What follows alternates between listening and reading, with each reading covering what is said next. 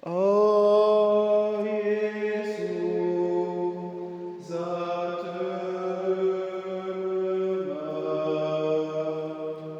vidibie,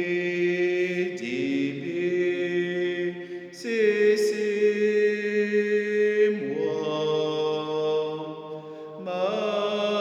maiwa, ancotewa,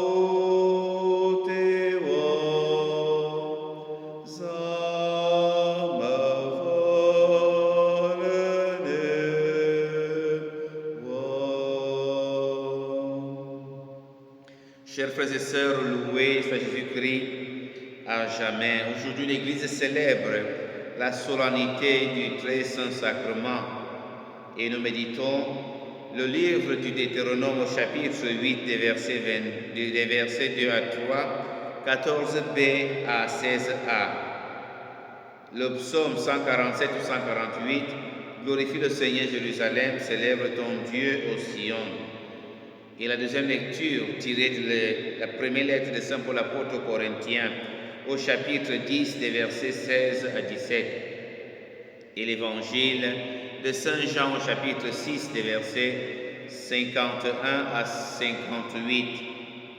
Chers frères et sœurs, la manne et l'eau que le Seigneur utilise dans la première lecture pour nourrir son peuple au désert sont un signe important, un signe venu de Dieu. Mais plus important encore est le signe d'une nourriture exceptionnelle, parce que le Seigneur n'envoie plus la manne du ciel, mais c'est plutôt son Fils qui descend du ciel. C'est Dieu même qui se fait nourriture. Et Jésus dit, moi je suis le pain vivant qui est descendu du ciel. Si quelqu'un mange de ce pain, il vivra éternellement. Le pain que je donnerai, c'est ma chair donnée pour la vie du monde. Chers frères et sœurs, le pain que nous recevons, le corps du Christ que nous recevons, c'est la vie éternelle en nous.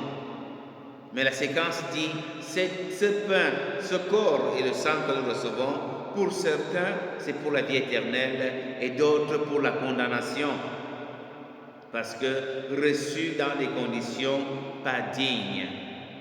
Il y a la confession, il y a le fait de vivre chrétiennement sa vie. Il y a des gens qui ne sont pas mariés, qui vivent dans le concubinage. Et l'Église dit, régularisez votre situation et accédez au sacrement.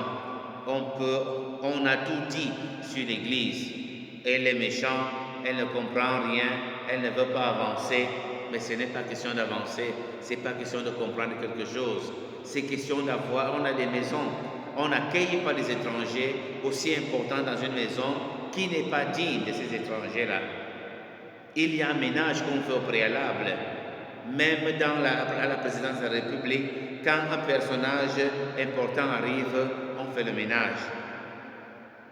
C'est la même chose quand nous devons recevoir le corps et le sang du Christ.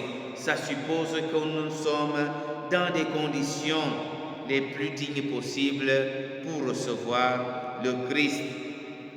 Il se donne à tout le monde, mais c'est à chacun de se disposer pour le recevoir. En ces paroles, Jésus révèle le Père qui donne la vie pour le monde, qui nourrit le monde. En même temps, le pain descendu du ciel permet d'assimiler dans ta vie la vie même du Christ. Mais l'Eucharistie n'est pas seulement le moment où on reçoit le corps et le sang du Christ. Jésus a institué l'Eucharistie durant le dernier repas qu'il prenait avec ses disciples, donc pendant un moment de convivialité. Moment où on ne partage pas seulement le corps et le sang, on ne partage pas seulement le pain, mais des paroles, des amitiés, la fraternité. L'évangéliste Saint Jean, en évoquant l'épisode du lavement des pieds, nous rappelle que manger à la table du Seigneur n'est pas une fin en soi, mais une motivation pour aller servir nos frères et sœurs. C'est le seul moyen pour devenir vraiment corps du Christ, c'est-à-dire l'Église, comme le rappelle Saint Paul. Jean